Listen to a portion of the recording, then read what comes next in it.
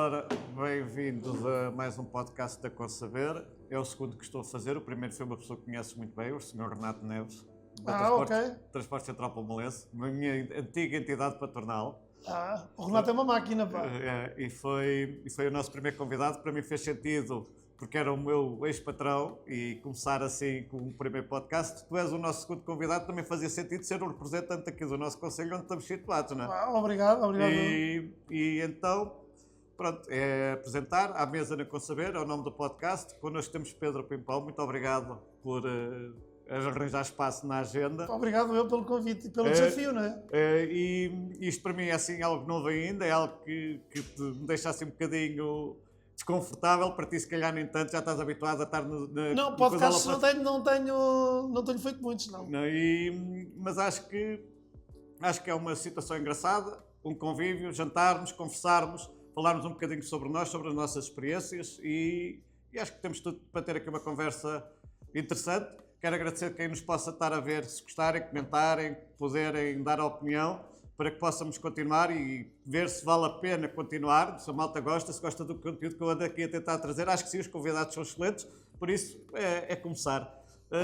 Pedro, queria começar primeiro por quem não sabe. Eu conheço um bocadinho do teu percurso, mas para quem não sabe, quem é o Dr. Pedro Pimpão?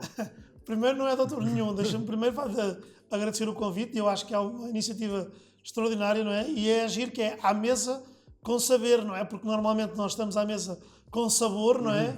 E nós agora também estamos com saber, e isso é bom, porque realmente também à volta da mesa que se têm grandes conversas e também se tomam boas decisões. E por isso parabéns por esta iniciativa, pelo podcast, e acho que é bom também dar a conhecer-se também aqui a pizzaria e a qualidade também do vosso serviço, que merece esse reconhecimento. Quem é o Pedro Pimpão? Doutor não sou, portanto, aliás, eu desde que cheguei, já quando estava na junta, no Parlamento foi diferente, mas quando estava na junta e quando estava no escritório enquanto advogado, eu não gostava muito que me tratassem por doutor, por uma questão também de estar ao mesmo nível que as pessoas, não é? Não é por nós sermos licenciados, no caso, ter várias pós-graduações ou ter um currículo académico maior ou mais pequeno, que faz de nós diferente dos outros. E na maior parte dos países na Europa, eu tive a oportunidade de viver meio ano em Espanha, quando fiz Erasmus em Granada, e percebi realmente um bocadinho a diferença dos tratamentos. Nós, lá em Espanha, mesmo com os professores catedráticos e com aquelas pessoas todas que tinham grandes currículos académicos, tínhamos uma relação muito informal, muito próxima, direta, coisa que eu não tinha aqui em Coimbra, na Universidade de Coimbra. Sim. E isso marcou-me naquela altura, dizer, realmente nós somos todos iguais, naturalmente uns com mais responsabilidades que outros, e desde que não se falta ao respeito às pessoas, que acho que esse é o momento mais importante, naturalmente à vontade. E, portanto, o doutor e o engenheiro, naturalmente, isso não é importante para as relações, não é? Isso é um ponto. Quem é o Pedro Pimpão, assim? Pedro Pimpão é um jovem que nasceu em 1980 aqui em Pombal. 2 anos mais velho que eu, mas olha que não vejo essa diferença. Eu tenho 42, tu tens 44. 2 anos de diferença, mas olha que eu acho mais velho que tu. Pelo menos as barbas vacas são iguais. Já estou a ficar velho e cansado, não estou bem, felizmente. Estou bem. Mas estava-te a dizer que tive o privilégio e a honra de nascer em Pombal. Porquê? Porque na altura, para verem como é que as coisas evoluem, na altura no nosso hospital ainda tinha o serviço de maternidade, coisa que já há muitos anos que não tem. Aliás, em 1980, naqueles anos foi quando acabou esta valência, e a maioria dos meus colegas, todos mesmo da minha geração, já nasceram em Coimbra, não é? No meu caso, pertenço ao Conselho de Pombal e aqui para Coimbra. Foste também, nasceste em Coimbra, os meus filhos também já. 2 anos de diferença. Pronto. Mas a esmagadora maioria sim, mas por isso é que eu digo que eu acho que foi uma honra. Foi uma sorte ter nascido aqui em Pombal. Ninguém pode negar o teu carinho pela terra. Não é algo. Acho que ficou marcado. Podem-te acusar de tudo, menos do carinho e do gosto pela terra. Isso ficou aqui marcado. E até te vou dizer uma coisa que a minha mãe conta este episódio com curiosidade, que na altura a enfermeira que me acompanhava teve um infortúnio, não pôde estar no dia em que a enfermeira parteira, não é? Que na altura tinha uma responsabilidade acrescida, não estava disponível naquele dia, no dia do parto, e a enfermeira que me foi fazer o parto chamava-se Felicidade. É interessante isto, não é? E a malta brinca comigo quando eu falo sempre da felicidade e de nós procurarmos que as pessoas encontrem a sua felicidade à sua maneira, naturalmente. Mas pronto, portanto, nasci aqui em Pombal, fiz o meu percurso todo aqui em Pombal, depois fui estudar para Coimbra, para a Universidade de Coimbra, formei-me em Direito, depois fiz aquela experiência que eu já falei em Espanha. Quando decidi iniciar a atividade profissional enquanto advogado, foi aqui em Pombal, foi em Pombal que eu iniciei também a minha carreira de advogado, fiz o meu estágio.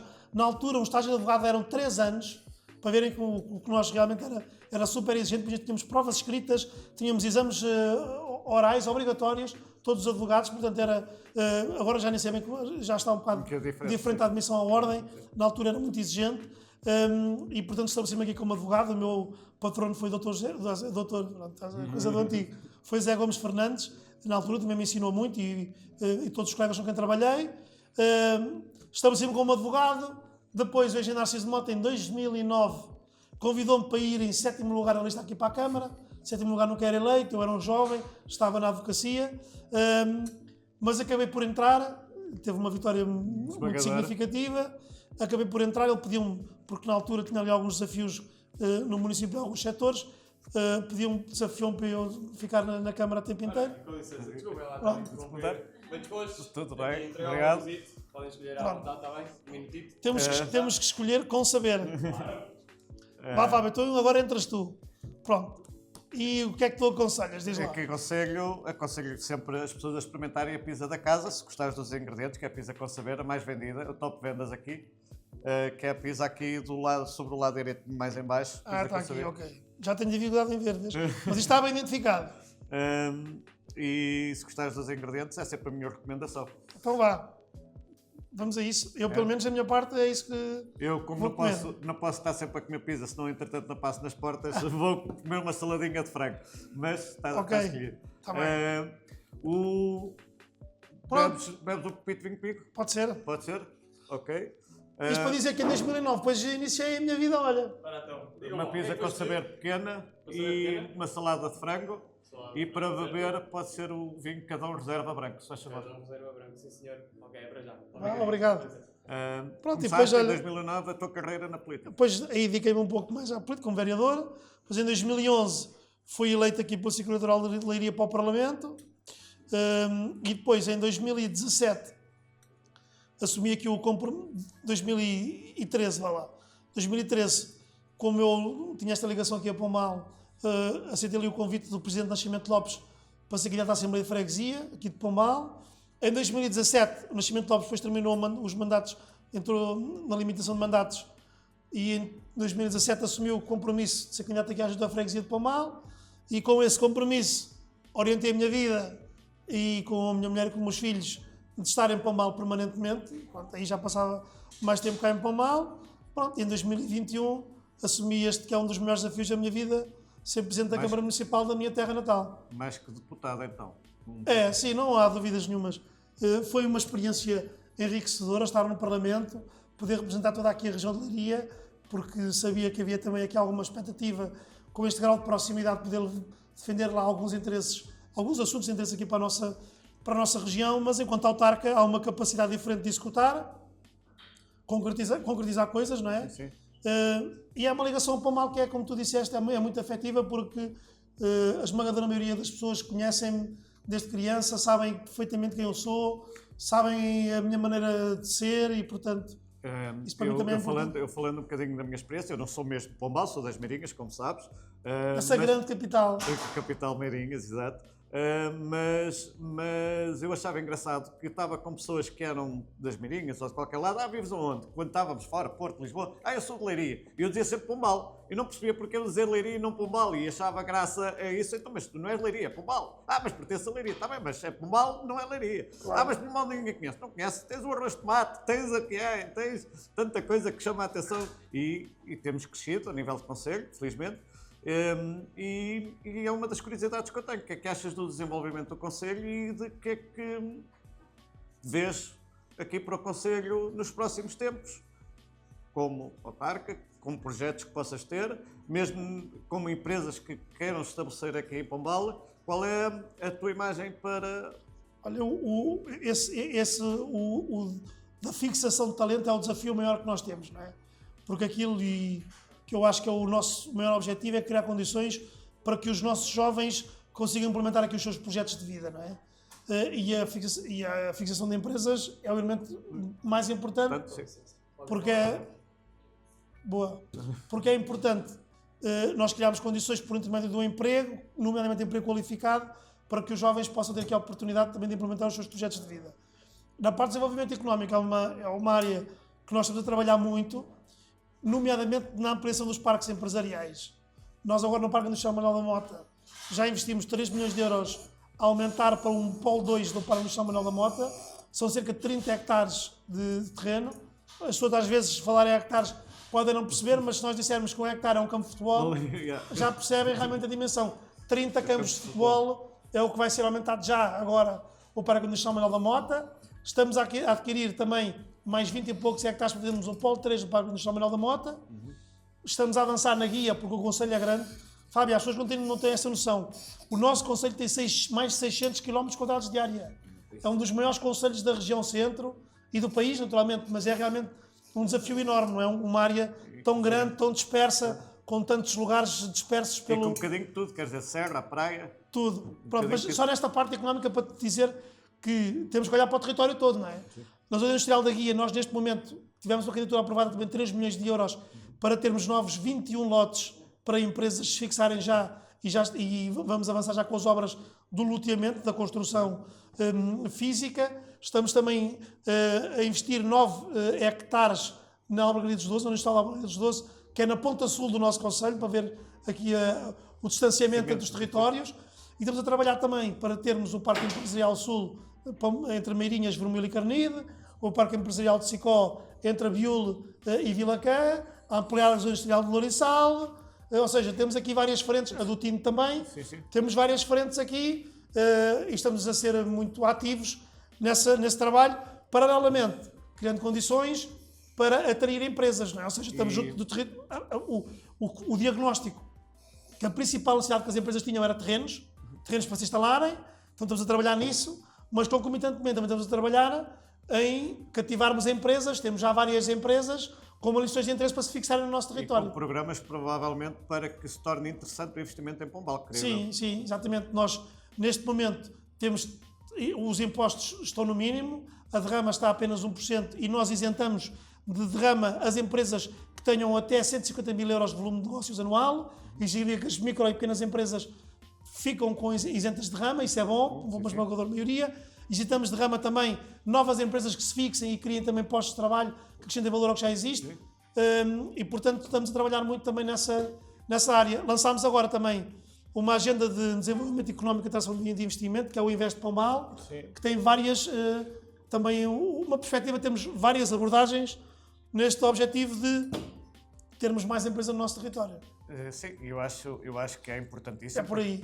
Porque... Fazer um brinde a Pombal. A Pombal. E a nós? E as empresas também, como neste setor, também são muito importantes. Sim, sem sombra de dúvida. Falamos sempre às vezes quando falamos. Tem que acabar a Câmara, porque passámos pelo Covid, uma situação mundial, um caso nunca antes visto, pelo menos pela nossa geração, não é? E a Câmara disponibilizou-se para ajudar este negócio, que foi um dos muitos que foram afetados, e ajudou-nos imenso, desde tentar minimizar o que era possível nas condições que havia na altura, claro. Não é? E tenho a agradecer à Câmara de Pombal por nos facilitar. Já estás aqui há quantos anos, Fábio? 5 anos. Ok. 5 anos. Depois passaste então por esse período. Estava aberto há 4 meses, quando foi logo no início, depois eu lembro que nós conversámos uma vez sobre isso. E foi uma época difícil e houve, dentro do que era possível, dentro das limitações que havia, houve vontade da Câmara tentar ajudar, e acho que é importante, se não tentarmos ajudar as pequenas e grandes empresas do Conselho, não estamos, há alguma coisa que não está bem, não é? Mas falaste muito dos zonas industriais e para pequeno comércio. Tem outra característica que eu acho interessante, que é as festas do Bozo, é a melhor altura para um restaurante trabalhar. Pombal faz uma coisa e tem a experiência que nós tínhamos um restaurante em Leiria também, e que era completamente diferente. Que as festas do Bozo é festas, é aquele arraial, aqueles concertos, tudo bem. E depois então, noutro evento, temos aquela feito lá em cima, em que é as tasquinhas, e outro evento e não é feito na mesma altura. Para mim isso é brutal. Porquê? Porque as pessoas que vêm ao Bozo, às festas do Bozo, acabam por ter que jantar a algum lado, E eu trabalho bem nessa altura. E quem vem às tasquinhas, depois acaba por estar tão cheio as tasquinhas que acabam alguns por vir aqui comer e é bom para mim também. E é espetacular. O meu negócio trabalha quando há esses eventos. Em Leiria acontecia uma coisa completamente diferente no restaurante de Leiria. O que é que acontecia? A Feira de Maio é um mês, com tasquinhas lá dentro, em que eu e mais uma data de restaurantes que eu conhecia fechavam para férias porque não se trabalhavam. Ou seja, um evento que poderia ser rentável para toda a freguesia, acabava por ser desperdiçado uma oportunidade de ajudar o pequeno comércio, que era o meu caso. E gostava de saber a tua opinião em relação a isso também. A minha opinião é semelhante à tua visão das coisas, que é, normalmente, e há sempre uma parte da população que critica também alguns eventos, não é? E não é só em Pombal, isto é geral, não é? Sim. A questão é, quando nós nos empenhamos também em ter eventos que afirmem o nosso território, nós estamos a contribuir para duas coisas. Primeiro, projetar a nossa marca para fora de Pombal. Não é? Exatamente. O Boa de hoje é uma marca incontornável de Pombal, porque sabemos que naquela altura do ano confluem, todas as pessoas confluem para o Boa, não é? Exatamente. Nomeadamente os nossos imigrantes, que até marcam as suas férias Para religiosamente para este final de julho, para virem a Pombal e estarem com os familiares e amigos. E é nessa altura que também nós damos aqui um boost grande à visibilidade das nossas empresas, da nossa atividade económica no nosso concelho. Ou seja, não tem só a componente cultural, que é importante, a componente musical, que também é importante, mas também aqui uma componente económica, social e do território que também importa valorizar. Claro. E o Boa assume esse papel. E é bom eu perceber isso, que eu tenho essa percepção. Nós temos agora também, estávamos a tentar ter alguns dados científicos para nos ajudarem também nesse processo, mas eu tenho essa percepção que este tipo de eventos ajudam a economia local. Muito. E esse retorno é um retorno que não é financeiro direto para o município, mas é um retorno indireto para o município, porque vai diretamente para cada um dos pequenos negócios que nós temos na nossa terra. E isso também é muito importante. Sim, quer o Vodo, quer as tasquinhas, os eventos que temos no Natal, noutros períodos do ano, para quê? Atrair pessoas a Pombal. É isso que nós queremos. Atrair pessoas. E se nós atrairmos pessoas, naturalmente depois as várias atividades económicas, hotelaria, restauração e etc., vão beneficiar com o facto de ter mais pessoas aqui. Esse é o objetivo. Sim, mas o que eu acho que em Pombal nesse aspecto está a ser bem feito é que tu não fazes tudo, eu estou a falar a Câmara, não faz tudo de uma vez. Ou seja, tu não concentras um evento megalómano durante um mês em que está tudo concentrado ali e que acaba tudo por ir para aquele evento e acabas por perder um bocadinho o comércio à volta, porque eu até estou afastado dali do recinto, mas no entanto aqui à volta as pessoas acabam por vir, porque lá sabem, lá vou beber um copo, vou ver uma música, vou ver não sei o quê, mas tenho que comer antes de ir para lá, embora possa estar a ver um petisco qualquer lá, mas tenho que comer. Agora, se tu concentrasses tudo lá, ias causar um ajuntamento enorme, porque as pessoas, olha, vamos lá, tem lá a comida, comemos lá, já não precisamos andar aqui às voltas para depois ir para lá. E irias, na minha área, que é aquela que eu conheço melhor, irias tirar clientes a este negócio, a mim principalmente, que estou um bocadinho mais deslocado ali do centro. E acho que é uma boa maneira. As próprias tasquinhas, como eu disse há bocado, que como é um evento naquela data específica, tem aqueles dias só para aquele evento, acaba por chamar muita gente nessa altura, que depois há um ou outro cliente que chega lá, gostava de ler, mas está tanta gente, olha, vou acabar por ir ali à pizzaria. E eu trabalho bem nesses dias e acho que é algo que funciona muito bem aqui. E acho que sim, esses eventos são espetaculares e que são para trazer negócio para toda a gente. Acho que esse é um dos objetivos. Acho que é a seguir o caminho. Tenho também alguma curiosidade. Tenho, como tu, 2 filhos e gosto de me gabar que aqui meto os meus filhos na escola e não pago nada. É verdade. Que idade têm os teus filhos, Fábio? Tenho uma menina com 9 e um bebê de 10 meses. Então tu foste bem há pouco tempo. É verdade, é verdade.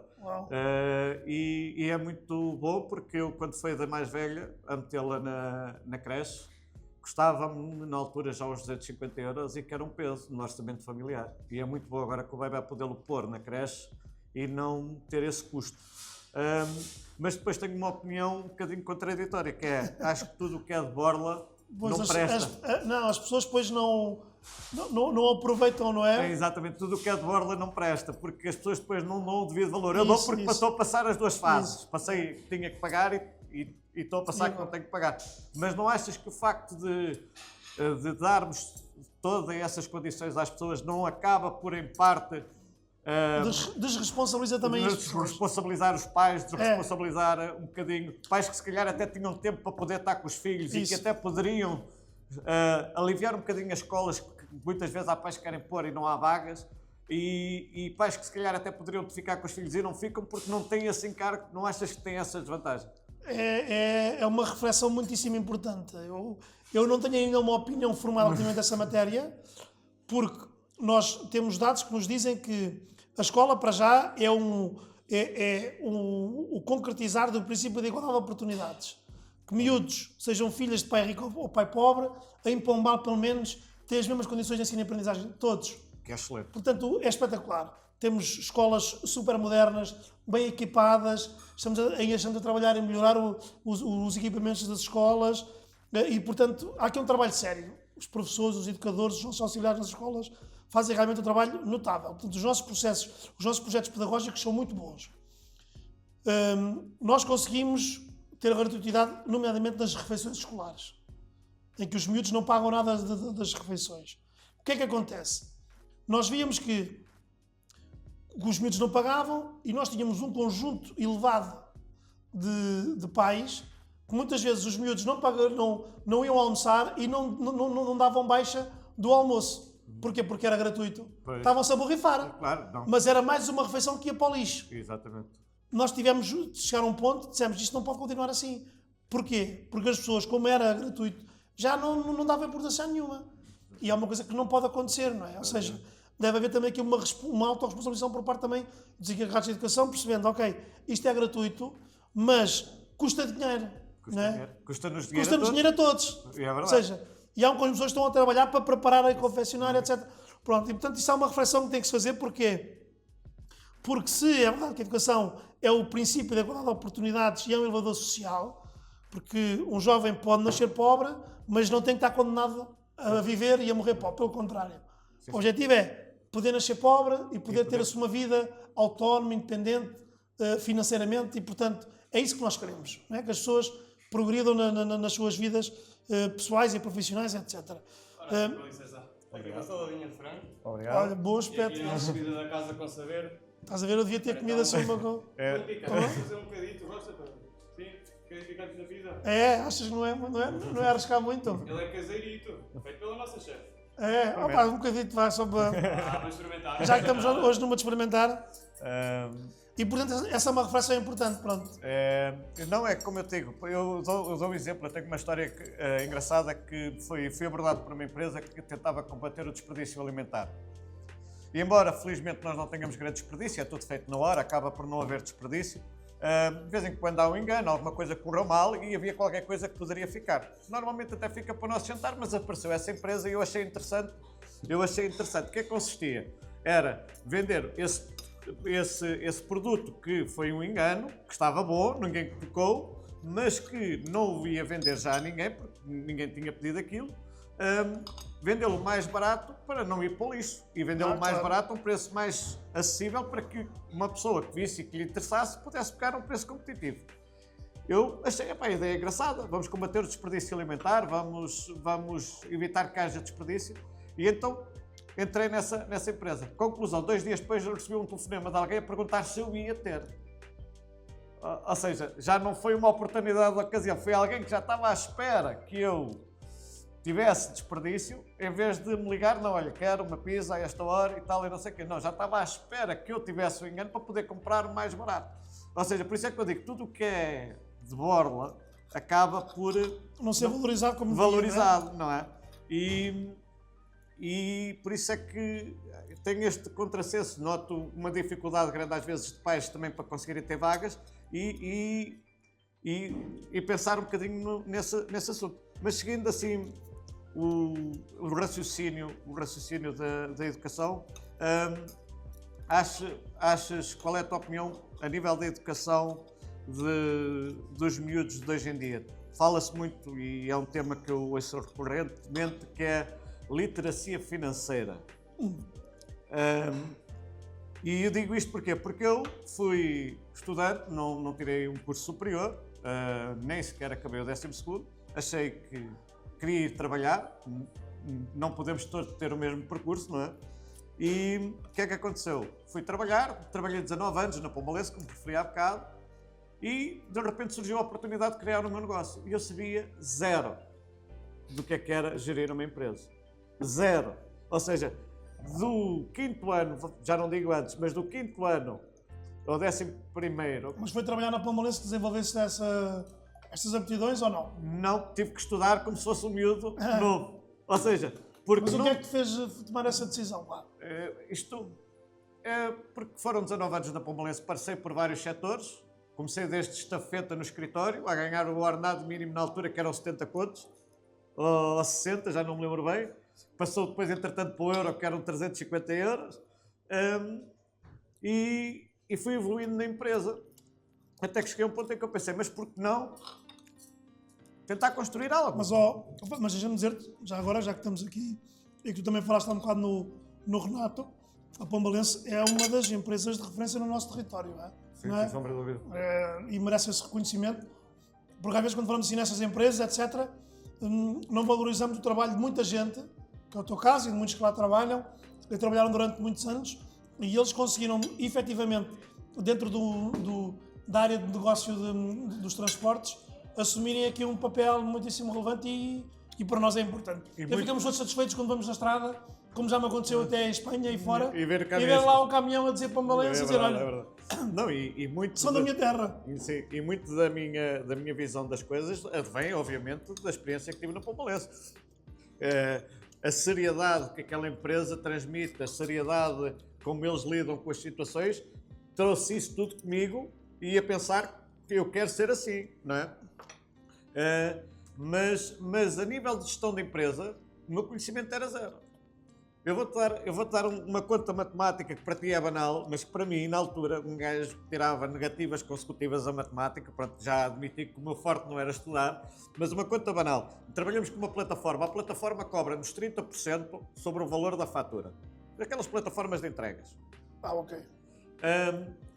30% sobre o valor da fatura. E então eu vi, se eles cobram 30%, eu tenho que pôr no valor do produto esses 30%. Não posso assumir esse encargo, não tenho capacidade de assumir esse encargo. Então o que é que eu fiz? Ora, se a pizza custa 10 euros, mais 30%, vou vendê-la a 13 euros à plataforma. O que é que acontece? Eu comecei a ver, estes gajos estão-me a roubar. Só depois é que eu cheguei à conclusão, não. É que 10 mais 30% dá 13, mas 13 menos 30% não dá 10. Ou seja, eles nas faturas retiravam os 30% e eu achava que eles me estavam a roubar. Mas porque não fui ensinado atenção com as margens, atenção como é que se trabalham as margens na empresa, como é que não houve nada que me dissesse. Tive que ser eu a pesquisar, o que é que eu estou a falhar, o que é que está errado. Ou seja, tenho batido com a cabeça por diversas vezes para tentar perceber como é que é a melhor forma de gerir o meu negócio. E queria saber a tua opinião em relação a isso. Achas que era efetivamente uma disciplina importante? Achas que, até porque falamos de quem queira iniciar a novas empresas, criar as tais ditas startups e coisas do género, não achas que é algo que Isso é uma área muito importante. Nós, neste momento, estamos a desenvolver com a CIM, que é a Comunidade Intermunicipal da Região de Leiria, que junta aqui... o picante é picante, pá. Está a cair bem. É picante. Eu puxo um bocadinho, descuidei, mas é bom, a caseirinha é bom. E estava-te a dizer que nós com a CIM, que é a Comunidade Intermunicipal da Região de Leiria, que agrega os 10 concelhos aqui da região, temos um projeto de empreendedorismo nas escolas também do primeiro ciclo, precisamente também para ajudar os jovens a pensarem em ideias de negócio e como é que as implementam e também levá-los a perceber que, ok, nós podemos ter uma ideia muito interessante, mas subjacente a essa ideia tem que estar ali também uma estrutura financeira. Como é que que recursos é que são precisos para implementar aquilo, que custos é que vai ter associado e indiretamente já estamos a ajudar um bocado a literacia financeira, porque se eles perceberem isso também para os negócios, também percebem isso também para a vida deles pessoalmente. Exatamente. Pronto. Para além disso, nós nas disciplinas de cidadania e em algumas entidades de enriquecimento curricular que nós partilhamos também com as freguesias no nosso território, já se começam a introduzir algumas matérias relacionadas com a literacia financeira. Neste momento nós estamos a estudar também ao nível municipal, não é? Uma vez que superintendemos esta área toda, nós temos mesmo um projeto só para a literacia financeira nas escolas, e porque eu acho que isso é muito útil. É o que tu disseste, pelo menos há conceitos básicos que nós não estamos tão... Eu acredito que quem siga por uma licenciatura e acabe por ter outros conhecimentos que eu não tive e que seja mais fácil. Mas a verdade é que eu não fazia a menor ideia. E agora vou entrar aqui numa coisa que é... Eu não fazia ideia quantos impostos pagava uma empresa. E são muitos, não é? Eu não fazia ideia. É um sufoco. É um desafio. É um desafio, um sufoco. É um desafio tu chegares e veres assim, pá, este mês está a correr bem, e depois vêm os impostos e se calhar não corra tão bem assim. Estás a perceber o que eu quero dizer? Nós temos uma carga fiscal muito alta. E entrar num negócio e abrir um negócio que não tens estas noções básicas foi uma loucura da minha parte. Foi bom? Tinhas um restaurante em Leiria, é isso? Sim, tivemos os dois, tivemos este em Leiria. Entretanto, por o meu sócio e o meu tio, que é o Nuno, também conheces, já ouviste aqui, ter algum problema de saúde que o afetou, houve a necessidade de eu voltar para aqui. O espaço em Leiria era um espaço que ainda se estava a fazer, que ainda iria demorar algum tempo em ser uma casa, e não tinha estrutura para suportar alguém com capacidade para o gerir. E claro. Então optámos por fechar, por eu voltar para aqui. Mas ainda não perdi o sonho de criar outra pizzaria, pelo menos, de crescer. Ah, é? Sim, gosto da ideia de crescer. Mas é engraçado que agora não penso tanto Conselho de Leiria, não penso tanto Leiria, mas penso ainda aqui no Conselho em Pombal. Numa das pontas do Conselho, por exemplo. Tens esse sonho, essa ambição? Sim, sim. Eu acho que quando tu crias qualquer coisa, acho que quando estás a criar qualquer coisa, se não tiveres ambição de crescer naquilo que criaste, fazer crescer aquilo que criaste... E porquê uma pizzaria, já agora? Não era esse o intuito. Não era esse o intuito. O intuito era a cozinha típica portuguesa. A minha tia, que foi quem nos fez esta comida, é uma cozinheira... Parabéns. Uma cozinheira excepcional. Só que abri 4 meses antes do Covid, não tive Parabéns tempo. à tua tia, que está espetacular. Eu não vou comer tudo, mas não é por estar bom. Está bom, eu é que já não consigo comer muito. Mas com o Covid, 4 meses depois de abrir o Covid, não conseguimos implementar o nosso conceito. E este restaurante já era pizzaria antes de nós virmos para cá. Isso eu sei. E tínhamos alguns clientes que vinham e que nos pediam pizza. E eu, olha, se é para fazer pizzas, vamos fazer o melhor que nós conseguirmos. Ok, depois tiveram que aprender também a fazer as pizzas. Ok. Não sabíamos o que era uma pizza, fazer uma pizza. E tivemos que começar a aprender tudo do zero. Mas se é para fazer, vamos fazer o melhor que nós conseguimos. Okay. Procurar ingredientes, estudar quais eram as melhores opções, pesquisar. E o que é certo é que, felizmente, depois com o Covid, não inventámos já nada, porque a pizza é um produto possível para takeaway. Conseguimos trabalhar o takeaway nas pizzas, se calhar até ajudou aqui algumas pessoas que não tinham grandes opções de takeaway acabassem por nos conhecer. E houve uma altura, quando começou a abrir as coisas, só nos pediam pizzas. E o que é que estamos aqui a fazer? Tentar implementar outra coisa. Vamos apostar nas pizzas, que é aquilo que a malta nos pede, e vamos vender pizzas com força. E neste momento, felizmente, estamos a conseguir pagar as contas, pelo menos. O que já não é mau. E a localização acaba por ser boa. Sim, acaba por ser. Estão aqui no mental da cidade de Pombal. Tivemos aqui este investimento aqui ao nosso lado, que também favoreceu. E depois é assim, é uma alternativa para quem não quer ir para o centro da cidade. É sem sombra de dúvida. Tens outros sítios onde podes ir no centro da cidade, mas calhar quem não tiver para ir para o centro da cidade acaba por ser um sítio estratégico para isso. Temos aqui a zona industrial, que também ajuda bastante, a malta cedo do trabalho que acaba por vir buscar. Ok. E acaba por ser um sítio... Pois, vocês têm aqui uma dupla entrada, não é? Sim, exatamente. E acaba por ser interessante. Mas pronto, é um produto que depois é muito típico ao fim de semana. Durante a semana, por exemplo, acaba por ser mais fraco. A malta durante a semana quer aquela diária, o prato, os almoços. Sim, e nós, como não trabalhamos a diária, porque depois não conseguíamos, ou seja, quando tentas tocar muitos burros, algum fica para trás, não é? E então optámos por só ter este conceito, e ao fim de semana ou durante a semana acaba por ser mais fraco. Ao fim de semana gosto de me gabar que já temos uma produção bastante grande, já conseguimos produzir bastantes pizzas. O nosso recorde, por acaso, é num sábado do Bodo, que foi em 2 ou 3 horas, para aí 3 horas, 200 pizzas. 200 pizzas em 3 horas? Uau! Isso é uma produtividade muito boa. Pá. Foi o nosso recorde, num sábado do Bodo. Foi Boa. assim, qualquer coisa fora de série. Pusemos 100 lugares lá fora, uma esplanada de 100 lugares, mais 76 lugares aqui. E foi assim uma coisa, uma loucura. Pois é, e nessa altura também tens que reforçar a equipa, não é? Exatamente. E esse também é sempre um desafio. Mas foi giro. Foi muito engraçado. Não só pelo desafio, mas também pelo... Não só pelo desafio, mas também por conseguir. É para conseguir. Foi duro, foi difícil, mas consegui. Lá está, é aquele sentimento de conquista. Consegui. Alcançar objetivos. não é? Exatamente. E sentir que estamos a crescer, que as pessoas estão-nos a conhecer, que cada vez temos mais clientes, é bom, é porque estamos a fazer um bom trabalho, não é? É no teu caso, se votam em ti é porque reconhecem o teu valor, é porque estás a fazer um bom trabalho. Entendes? É nesse sentido. Muito bem. Olha, que assim seja, não é? Que as pessoas valorizem também o esforço das pessoas, muitas vezes nem sempre isso é valorizado, não é? Sem sombra Porque de dúvida. hoje, para ter negócio, é como tu dizes, com o nível de fiscalidade que hoje temos, que infelizmente ainda é muito alto, nós temos níveis de fiscalidade no nosso país ainda muito... Aliás, eu espero que um dos desígnios agora desta nova elenco governativo é diminuírem o IRC e tentar diminuir o impacto sobre as empresas, porque nós precisamos de empresas para criarem... Há um bocado falávamos disso no início, não é? Sim. Nós precisamos de emprego para fixar os jovens, não é?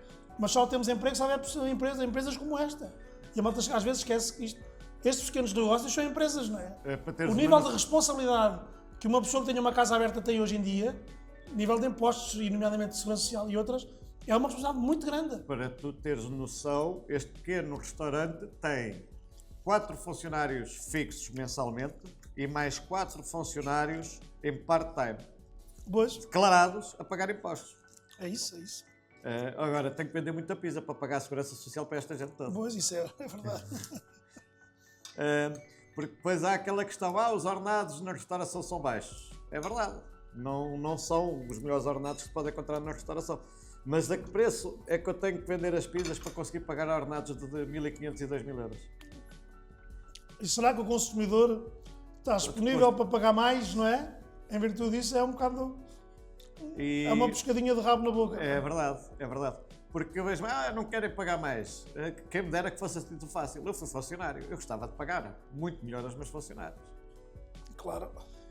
Eu gostava de pagar muito melhor. Eu gostava que eles saíssem à rua e dizer não há ninguém a pagar ali como a Fábio da pizzaria. E conseguir. É ter condições para isso, não é? E conseguir. E teres porque não é só o ordenado. Era muito fácil eu chegar ao pé do funcionário, olha, toma mais 100 ou 200 euros. E os impostos que isso acarreta.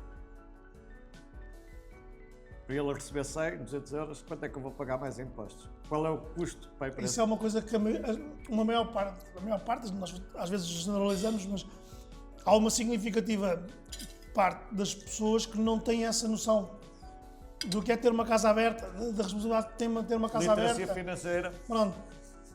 Mas depois gostam de ir comer fora, gostam de ir, de ir às compras, ir aqui.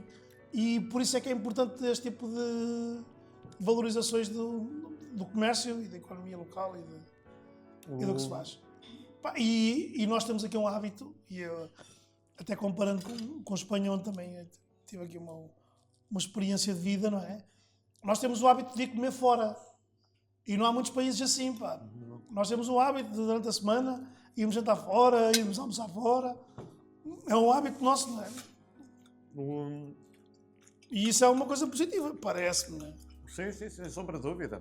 Aliás, tu referiste, é às vezes à mesa que se fazem grandes negócios, é às vezes à mesa que se tem Tomam grandes decisões, ideias. é à mesa que normalmente os únicos espaços onde a família se reúne, não é? A É única à volta da mesa, não é? É a única oportunidade. Aliás, a mesa traz para os portugueses muito isso. Família, convívio, Amigos. discutir ideias, traz muito isso, sem sombra de dúvida. Acho que é engraçado falar contigo e ter este género de conversas e gostava também de saber um bocadinho os teus objetivos futuros e o que é que ponderas para a tua vida. Vias-te como Primeiro-Ministro? Não. A minha vida é um passo de cada vez. Ou seja, usufruir daquilo que a vida nos vai trazendo, percebendo que a vida nem sempre corre bem. E as pessoas têm a ideia que, porque eu falo muito do ideal de felicidade, mas o ideal de felicidade não é estarmos todos alegres e sempre sorridentes e fingir que as coisas estão bem. Isso não é felicidade. Felicidade tem que ser algo genuíno. É nós percebermos que nós temos que viver com aquilo que nos acontece, saber reagir quando as coisas não nos são favoráveis, não é?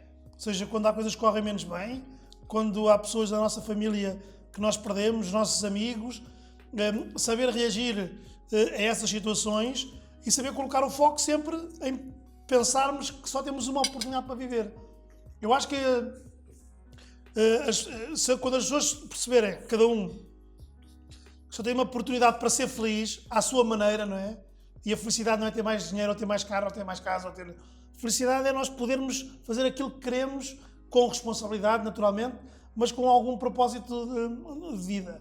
E, portanto, eu neste momento sou Presidente de Câmara, vou-te dizer que é uma atividade muito desafiante, porque hoje, ser autarca, nós estamos sempre nas bocas do mundo e somos sempre responsabilizados por tudo o que acontece. Tenhamos culpa, não tenhamos culpa, seja o que for, é fácil sempre atacar o Presidente de Câmara, o Presidente de Junta, o autarca. Portanto, temos que ter uma disponibilidade grande para absorver um conjunto de críticas. E uma capacidade de encaixe grande também. Críticas que, não sendo construtivas, porque as críticas construtivas são boas, não é? Claro. Eu posso vir aqui jantar e dizer ao Fábio, olha, pá, esta pizza estava boa, etc. Pá, mas eu, se calhar, não punha aqui os pimentos, ou tirava os pimentos e punha aqui umas azeitonas, ou punha um ovo cozido. E isto é uma crítica construtiva, não é? Assim, olha, não gostei tanto disto e achava melhor. Pronto. E hoje há muitos cidadãos que têm essa preocupação de dizer ao Presidente, olha, em relação a esta intervenção, em relação a isto, acho que é desta maneira. E muita gente me liga, manda mensagens e tem essa postura. E isso para mim, é extraordinário. Mas depois também há muita gente que, infelizmente, que verte o ódio nas redes sociais e essa fora mal tudo e todos. Isso não ajuda muito, não é? Porque pensam assim, quando nós nos conhecemos, isto à escala nacional e internacional, eu compreendo isso, não é?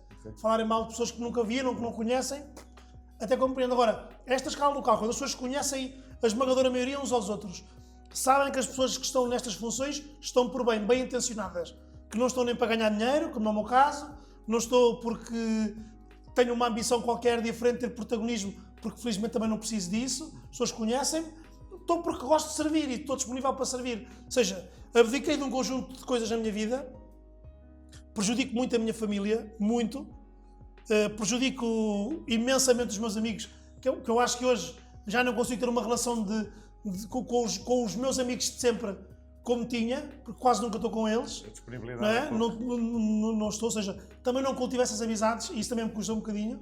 Pois, porque não tenho tempo, não tenho vida, mas a esmagadora maioria, eles também percebem isso. A minha família é altamente sacrificada, mas eu não me estou a queixar, só estou a dizer que isto é uma opção de vida. E eu disse à minha família, quando tinha estas funções, que ia ter estas condicionantes. Mas isto para dizer o quê? Que quando nós conhecemos as pessoas e percebemos que elas estão por bem, querem ajudar, querem fazer, não há ninguém que venha ter comigo, Presidente, gostava de fazer isto e mais não sei o quê. A minha primeira reação é, ok, o que é que eu posso ajudar para isso se concretizar? Seja um empresário, seja um miúdo de uma... E na semana passada os miúdos da escola queriam fazer umas iniciativas e precisavam do apoio. E eu disse, vão lá ter comigo, eu ajudo-vos disso. E eu falo com o diretor do agrupamento, tentar encontrar aqui algumas formas de ajudar a concretizar isso. Não há ninguém que se queixe. Não, mas porque também há muito aquela coisa, haviam de resolver este problema, mas trazem os problemas, mas soluções ninguém as traz. Depois outra é isso, não é? Quer dizer assim, ok, mas nós estamos agora neste contexto, há um conjunto de desafios e depois nós vamos também trazendo prioridades e vamos fazendo também investimentos. Pronto, isto leva todo o seu tempo. Isto para dizer o quê? Que eu neste momento estou de pedra e cal enquanto Presidente de Câmara. Temos aí alguns projetos que vão ser muito impactantes no território, vão ser diferenciadores. Naquele objetivo que eu disse inicial, que é fixar os jovens aqui, criar condições para que os jovens implementem os seus projetos de vida aqui em Pombal. E, portanto, a médio e longo prazo não imagino nada.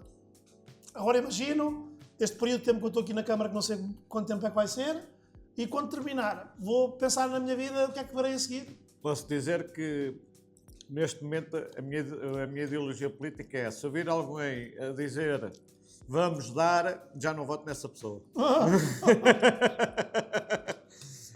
Porque sabes que isso tem custos, não é? Claro, se eu disser vamos tirar, olha, este gajo parece-me sério. Já estou um bocado neste patamar. Mas porque, é assim, ninguém dá nada a ninguém. Alguém tem que pagar a fatura. Isso é verdade. Certo? E quem acha que eles têm a obrigação de dar, na minha opinião, ninguém tem a obrigação de dar nada, todos nós temos que conquistar. Podem-nos dar ferramentas para as conseguirmos conquistar, como tu falaste. Educação, saúde, que é algo que creio que também eu vi algo que também é algo que está projetado aqui para Pombal, o investimento na saúde.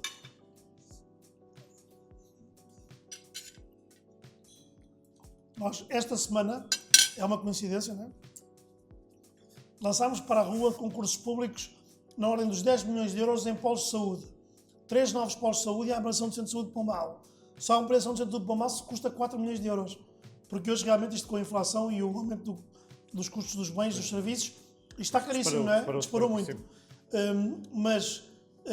Isto para quê? Para criar condições físicas para que as pessoas tenham mais cuidados de saúde e para também darmos o nosso contributo para fixarmos mais profissionais de saúde no nosso território. Okay.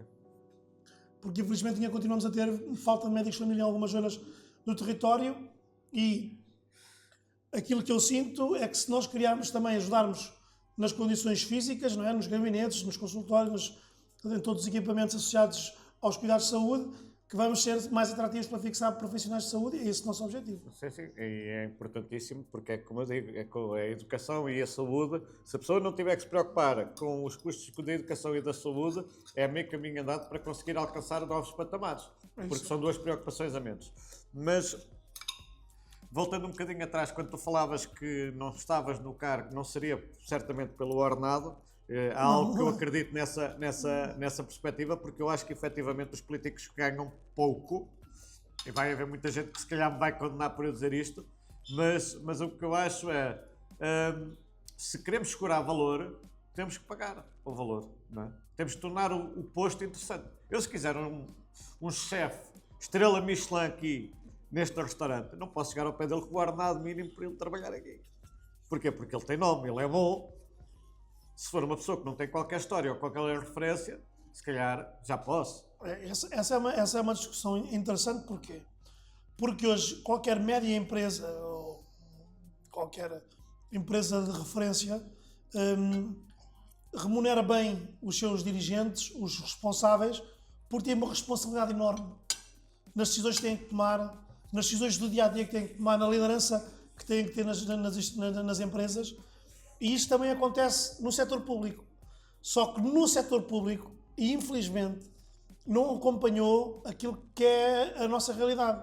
Nós hoje, os ordenados, os vencimentos de quem exerce funções políticas, estão muito aquém na comparação com os congêneres na União Europeia.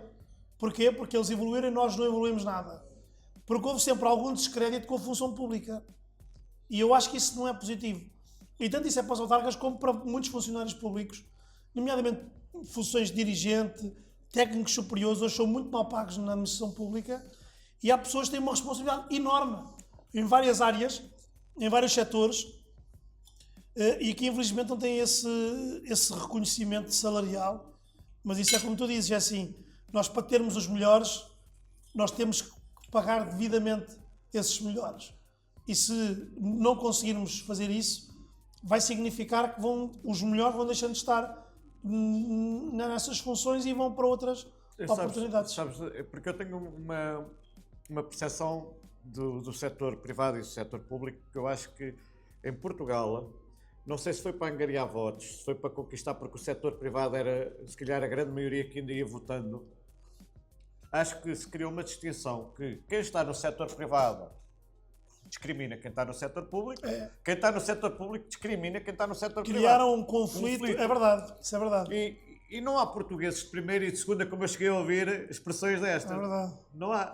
Ora, porquê que um funcionário no setor privado tem que trabalhar 40 e no setor público só trabalha 35? Eu não estou a dizer que ele está mal em trabalhar 35, eu estou a dizer que está mal é o privado não ter a mesma carga horária que o público. Ou seja... Eu tenho uma opinião um bocado radical sobre isso. Eu acho que nós devíamos caminhar o mais rapidamente possível para haver uma realidade igual Igual a- para ambos os regimes jurídicos. A função pública e o setor privado. Se trabalhássemos com o mesmo regime jurídico, eu acho que as coisas tinham tendência a melhorar. Era mais fácil. Eram mais claras, eram mais transparentes, era mais apetecível para a função pública, o que é bom. Hoje, aquilo que é mais valorizado na função pública, hoje, quer dizer, historicamente, é a relação quase definitiva de trabalho, de vínculo contratual que as pessoas têm com as suas entidades empregadoras. E eu acho que esse não pode ser o único elemento diferenciador. Acho que as pessoas devem ser remuneradas pela sua produtividade e hoje isso é um desafio. O desafio que eu tenho no município e que as entidades públicas têm na avaliação de desempenho, em podermos reconhecer que em diferentes... Fulano tal merece mais do que fulano A merece mais que fulano B. Mas é difícil fazer com a malha jurídico-administrativa que nós temos neste momento com o CEADAP, é difícil fazer isso. E, portanto, eu acho que para valorizar os nossos funcionários públicos, se eles pudessem ser remunerados como é o setor privado em regime igual, eu acho que nós íamos ter ainda mais, ou íamos ter melhores funcionários públicos a trabalhar connosco, o que era muito bom. Porque é que acontece? E é uma Eu vou dar um exemplo agora rápido. O manobrador de máquinas. Eu hoje é um assistente operacional que recebe pouco mais salário mínimo e os salários estão tabulados, à administração pública, e que numa empresa qualquer, hoje, para fazer uma obra, recebe o dobro do que recebe na Câmara. Como é que eu consigo competir com... E estamos a falar de uma função muito importante, não é um operador de máquinas, mas não estamos a falar de um quadro superior, estamos a falar de um quadro que é um quadro operacional, mas que o privado é muito mais apetecível do que é o público, por exemplo. Pronto, eu acho que o privado pagar melhor, não estranho o privado pagar melhor, porque o privado tem uma empresa para gerir e paga melhor se conseguir pagar, porque se não conseguir pagar não paga, não é? Eu acho que em cargos de grande responsabilidade no Estado, efetivamente é mal pago. Em cargos mais baixos, acho que tem a ver com o valor do mercado, não é? Quer dizer, tem que ser tabulado pelo valor do mercado, é como tu dizes. Se esta profissão vale isto, é o valor de mercado, tem que se acompanhar. Mas depois noto muita gente, eu tenho uma ideia, e posso estar errado, e aqui é uma suposição minha, que se calhar, ou seja, vejo muita gente a sair do setor privado e isso para o setor público por se sentir mais confortável ali. E com confortável eu quero dizer, não é porque ganham mais, ou é fazem... a questão de definir, as pessoas entendem o vínculo à função pública como algo definitivo. E que tranquilidade. É isso. E sem terem aquela pressão de, não, pode-me despedir se eu não cumprir. E Não é isso pode- que eu também acho errado. Ou seja, era o que tu dizias. Se tu valorizares os que são bons e puderes facilmente pôr a andar os que não prestam, se calhar igualamos o setor privado ao Estado. E aí já concordo que efetivamente os ordenados sejam justos, porque estamos a contratar efetivamente os bons, e os que são bons têm que ser pagos, e os que não são bons, meus amigos, vão à vossa vida. Era muito positivo se nós conseguíssemos valorizar as carreiras de administração pública, esses quadros superiores, e eu acho que isso só vai acontecer no futuro quando os regimes estiverem Mais idênticos. forem semelhantes. Sim. Agora, gostava de só, sim, para ter assim uma perspectiva, porque eu tenho as minhas ideias, mas não percebo nada de política. Atenção, tenho a minha avaliação, aquilo que eu vejo nas notícias, aquilo Todos que leio. percebemos um pouco, não é? Tento acompanhar o dia-a-dia, mas o meu conhecimento é pouco. Gostava de saber a tua opinião sobre política mundial. Já falámos de Portugal, foste deputado, se concorreres, se disseres vou tirar, vou diminuir, eu voto em ti. Se disseres que vais dar, eu não vou votar em ti porque eu não acredito. Mas a política mundial, estamos agora a passar esta fase do Trump, tem mexido aqui contra a Europa. Qual é a tua opinião e o que é que aquilo pode trazer para Portugal? Ou seja, na tua análise, eu não entendo tanto, não consigo entender muito bem, na tua análise política... Pois, eu acho que ainda estamos todos um bocado na expectativa de perceber Exato. efetivamente se os receios que nós temos, os receios da superpotência americana dominar o mundo, não só em termos militares, mas em termos económicos, não é? E no equilíbrio também com a China, e perceber como é que isso vai acontecer, se efetivamente se vai concretizar os receios que nós temos. não é? Porque ainda agora percebemos que, mesmo agora em relação à Ucrânia, não é? Que o Trump veio dizer, veio reafirmar que a responsabilidade da invasão da Ucrânia, que era da própria Ucrânia e não da Rússia, não é? Sim. E fez logo aí soar alguns seja, alarmes. Só... Já está acabado. Perfeito, Sim. pá. Já não é preciso mais. Não, obrigado. Com licença. Cafezinho, Bebam. ou sobremesa. Querem alguma coisinha? Bebam café, vá, bebam Também café. vai. Bebam Também café. vai um cafezinho. Peço mais um chupito só para... E isto para dizer o quê? E alguns receios que nós tínhamos com o espírito do Donald Trump associado, não é? Um espírito mais extremado, que as coisas não ocorressem como nós gostaríamos que corresse, de acordo com os equilíbrios que existem a nível mundial e com o papel que a Europa deve assumir neste contexto. E acho que esse é um grande desafio que nós temos. É que neste momento temos a Europa diminuída politicamente. Percebemos que é o Macron que está a liderar agora a agenda europeia no processo de negociação da paz da Ucrânia, passando por cima das próprias instituições europeias, que ficam um bocado também colocadas de lado, não é? E nós sentimos a instabilidade também em vários países da União Europeia fortes. Viu o que aconteceu ontem, não, hoje é segunda-feira, ontem na Alemanha, não é? Sim. Com a AfD, que é um partido de extremista, a assumir ali um papel, e eles vão ser, porque vai ter que haver ali acordos de governo, não é? Sim, sim. Com a CDU, que não tem nada a ver com a CDU, ok? Sim, são partidos A CDU na Alemanha é um partido de centro-direita. O SPD é que teve uma votação Um bocado assim. não fraca. Sim, ok. O Partido Socialista Teve mais fraca do que o alemão, que não é? E por isso é que também o Schulz veio dizer o que veio dizer, mas para dizer o quê? Que isto está tudo muito instável, não é? E não tenho dúvidas nenhumas. E é um caso comum. Que é preocupante, A não é? direita, mais puxada à extrema direita. Não, os extremismos estão realmente a ter aqui O impacto. E vês aqui em Portugal, não é? Sim, sim. Hoje, não é? O aparecimento do Chega, não é? O crescimento do Chega, a forma como o Chega parece, de acordo com as sondagens, estar consolidado, a mim também preocupa um bocado. E não é por... Naturalmente, as pessoas devem se rever nos partidos que acharem que se identificam mais e está tudo bem. E se o Chega teve aquela votação é porque há pessoas que alinham com as orientações políticas do Chega.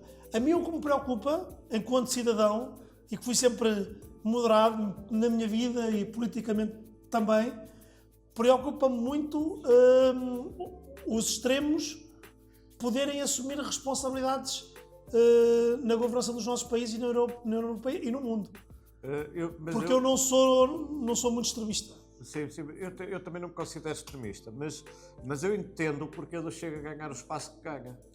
Porque assim, vivemos na política, eu como espectador, vivemos num politicamente correto, em que ninguém pode chamar as coisas pelos nomes. E chega alguém em que diz, isto está errado, e que se calhar toda a gente concorda, mas não podia dizer politicamente, porque era um tiro na cabeça politicamente, não é? Dizer aquilo, ia perder votos, ia perder...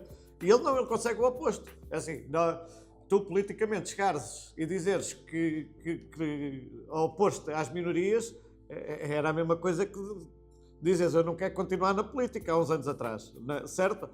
Ou seja, o politicamente correto, e vem alguém que diz aquilo que a gente falava nos cafés. Enquanto ninguém nos estava a ouvir. E eu entendo o porquê. Eu não me revejo... Mas só há uma parte aí, Fábio, que é importante colocar na equação, que é, para quem é responsável, é bom falar a linguagem das pessoas, e eu acho que isso é muito importante. E uma das coisas que eu criticava muitas vezes no Parlamento, algumas pessoas, inclusive do meu partido, diziam, vocês estão aqui a representar as pessoas, e nós temos que fazer com que a voz delas chegue aqui ao Parlamento, efetivamente. Exatamente. E isso é muito importante. A questão é ser consequente com isso e apresentar soluções efetivas. Pronto, e esse eu acho que aí é que é o desafio. Que não é fácil. Sim, mas aí estamos de acordo. E é assim, é verdade que ele consegue tocar muita gente porque não é tão politicamente correto, é o termo que eu acho mais adequado, mas depois soluções dúbias, no mínimo, e parece-me que depois também um bocadinho de populismo, ou seja, quer ganhar votos para todos os lados, quer para o setor público, quer para o setor privado, e acaba por não me inspirar confiança. A minha mentalidade como empresário, já sabes que é um bocadinho mais liberal, a nível de finanças. Considero-me uma pessoa conservadora, nos costumes pelo menos. No entanto, também acho que não tenho nada a ver com a vida dos outros, desde que eles não me chateiem a cabeça, desde que eu não tenha que pagar por isso, desde que façam a vossa vida, façam o que quiserem, desde que eu não tenha que pagar, nem tenha que assumir responsabilidades pelas vossas decisões, para mim está tudo bem, não tenho nada a ver com isso. Eu acredito que assim é o mais correto, mas tu, se acreditas que é de outra maneira, segue a tua vida, é a minha postura.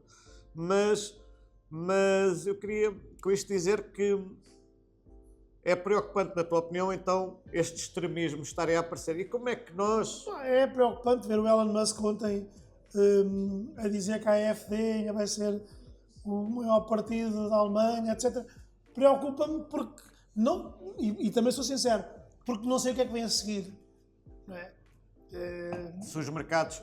Esta ditadura da economia...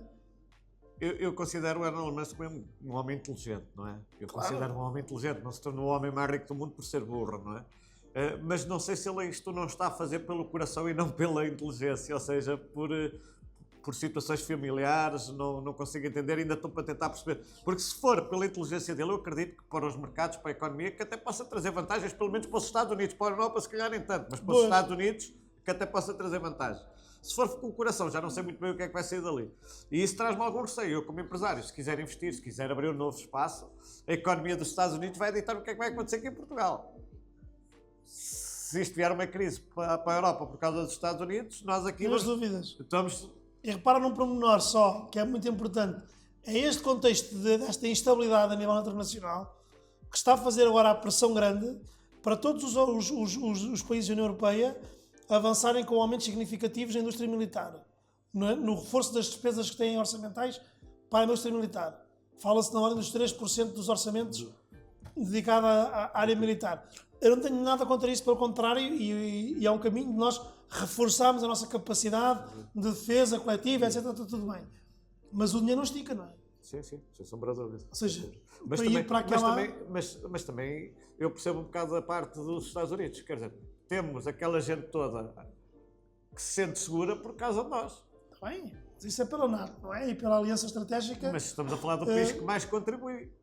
Sim, claro. Sim, mas esta pressão da União Europeia é a própria União Europeia percebendo as fragilidades geopolíticas, não é? Porque se tivermos os Estados Unidos alinhados efetivamente com a Rússia, nós chegamos numa posição muito frágil, não é? Sim. Eu não acredito que eles fiquem alinhados nem aí, mas eu acredito que ele esteja a ser... o caminho é este, não é? Nós temos que ganhar dinheiro. Ele chega ao pé do Putin e diz, nós temos que ganhar dinheiro. Eu acho que ele chega ao pé dele, eu vejo como a fazer um negócio. Lá, isto não funciona para mim nem para ti, tu não ganhas dinheiro com isto, eu também não. Como é que a gente vai fazer isto para ganhar dinheiro? Eu vejo a estratégia dele assim. Mas tenho mais uma personalidade que eu acho super interessante e acompanho com regularidade, que é o Milei da Argentina. Não sei se acompanhas, se segues. Eu acompanho pouco, mas claro que nós temos... E acho interessante o que ele está a fazer na Argentina. Sim, mas a questão que se coloca, e achas que é sustentável a médio e longo prazo e com os resultados que ele está a ter agora que são bons, os resultados a curto prazo são bons. A dúvida que se coloca sobre o Milei é se realmente, se em termos económicos, aquilo é sustentável em termos futuros. E eu essa análise não consigo fazer. Eu vejo as coisas... Tens acompanhado muito isso? O que eu vejo é desta forma. Se tiver um presidente naquele país em que a Argentina é um país fabuloso, eu não conheço. Sim, mas se tiver um presidente, e é óbvio que não tem essa capacidade, mas imaginando que eu seria o Elon Musk, e quer investir, quer criar uma nova gigafactory, não é? E vejo um país com políticas como as que eu vejo que ele quer implementar, eu não vou para Portugal, eu vou para a Argentina. Claro, ok. E eu vou criar não sei quantos mil postos... Torna-se um território mais atrativo, não é? Mais atrativo. É isso, mais atrativo. Mais atrativo. Se tu me dizes assim, não, eu vou comprar impostos a esta empresa porque temos que ajudar aquela gente toda, e eu digo, não, vou para ali, então vão-me tirar... Vão-me cobrar impostos à torta e à direito para eu sustentar malta que eu não sei de quem é, nem nunca vi... Não, espera aí, não. Eu vou para a Argentina, porque hoje em dia é fácil pôr um produto em qualquer lado. Eu não, pizzas, não conseguia ter uma pizzaria na Argentina e vender por bola, obviamente, mas uma empresa hoje abre em qualquer parte do mundo. O país que lhe der as melhores condições é para onde ele vai. Tens o Elon Musk, podia ter aberto uma Gigafactory em Portugal. A Alemanha deu-lhe melhores condições do que nós. Como é que isso é possível? Sabe o que eu quero dizer? E eu acho que o trabalho dele é bom por causa disso. E não sei qual é a tua opinião em relação a isso. Sim, não há dúvidas nenhumas que hoje a Argentina é usada em termos de desenvolvimento económico e de atratividade, um país que agora é um bom exemplo, não é? E, portanto, a boa imagem dele passou. A questão é, eu não tenho a certeza e eu não tenho dados suficientes para garantir que aquilo é consolidado a médio e longo prazo, mas isso é uma questão de irmos vendo ao longo do tempo, não é? De analisar aquilo que é as repercussões. Agora, o que é certo é que ele mexeu muito ali com a América do Sul, pá, e não há dúvidas nenhumas que a Argentina é um país com um potencial enorme. Como E é que sempre com muitas dificuldades, até políticas, com muita instabilidade política Sim. ao longo dos anos, e ele conseguiu dar a volta à situação, portanto tem mérito. Eu acho que se ele tiver sucesso, pode não ter, lá está, não conseguimos, podemos expectar, não é? Mas se ele tiver sucesso, eu acho que a nível de quem acompanha política, se calhar vai mudar a visão a muita gente. Pois, isso acredito. É preciso bons exemplos, não é? Que é para poderem ser replicados e serem utilizados como boas práticas. Acredito que vá mudar a visão a muita gente. Eu acho que conversámos um bocadinho de tudo. Eu sei que tens uma agenda grande e cheia. É verdade. Ainda vou vir numa reunião, como tu sabes, atrasei-me um bocado, agora vou para outra. É aquela parte que as pessoas às vezes não sabem, não é? Pensam que a nossa vida, como só vêem as fotografias que colocam nas redes sociais, e pensam que a nossa vida é só eventos e coisas e não têm noção da outra parte, não é? É verdade. Eu saí com o que estive a fazer na cama a trabalhar, já fui ao aniversário de uma loja, 10 anos, à exposição do nosso amigo Nascimento Lopes, já tive uma reunião às 7 da tarde, vim agora estar agora contigo, foi espetacular e agradeço-te. Já vou para atrasar para uma reunião que era às 9h30 e é assim a minha vida. Pois, não há pressa. Eu tenho que te agradecer novamente. Foi espetacular. Adoro falar com pessoas que saibam mais que eu. Não, estamos... Fábio, aí eu posso ter uns conhecimentos diferentes em algumas áreas e tu tens noutras. Sim, não, mas é que saibam mais que eu sobre determinadas áreas. Isso, era aí que eu queria mesmo. chegar. E politicamente, óbvio, tens muito mais conhecimento. Foi bom ouvir a tua opinião, foi agradável, adorei a nossa conversa. Mesmo sem câmaras, quando quiseres conversar, estou chateado, apetece-me falar com um gajo que se calhar até nem vota em mim, mas apetece-me falar com um gajo. Se quiseres, é sempre bem-vindo, é um gosto ter-te aqui. Eu que agradeço. E referi isto porque às vezes pode haver aquela ideia, foi ali só para fazer campanha. Não é nada disso. Não tem nada a ver, nada. Ainda estamos longe disso. Não, nem tem nada a ver, é mesmo porque acho que és uma pessoa interessante e com quem eu adorei esta conversa. E quem nos esteja a ouvir, gostava imenso que desse o feedback, mas foi um gosto, Pedro.